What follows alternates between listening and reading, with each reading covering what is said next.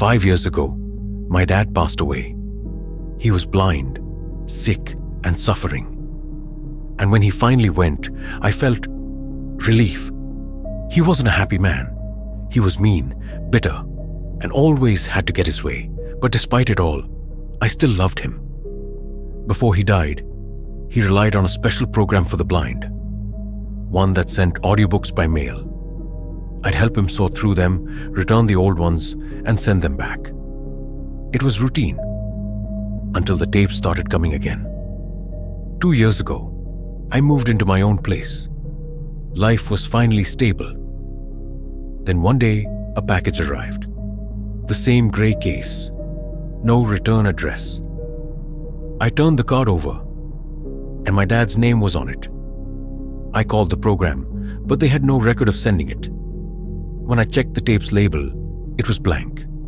No title, no author, just an empty card. Confused, I opened the case, and a small slip of paper fell out. Before I could read it, my phone rang. It was a hospital. My mom had suffered a stroke. I spent the next few months taking care of her, and the tape was forgotten. 6 months later, another tape arrived. Same as before. No return address, my dad's name. This time I tried to play it, but the machine was broken.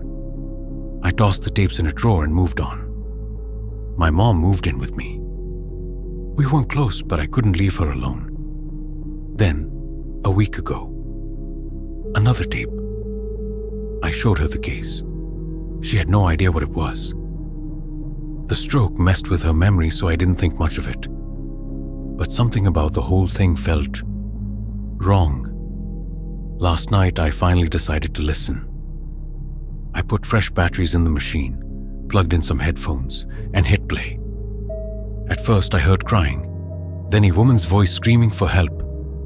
I paused. It sounded like my mom.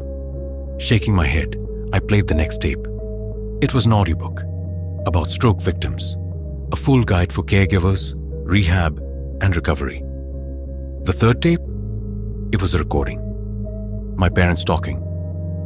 My mom asked, "Do you remember what color my eyes are?" My dad replied, "Of course. My favorite shade of blue." But this morning, when I brought my mom breakfast, I realized something. Her eyes aren't blue. They're brown. I needed proof. I searched through every document I had. Old IDs, birth certificates, every single one said the same thing. Blue. If this woman isn't my mother, then who have I been living with?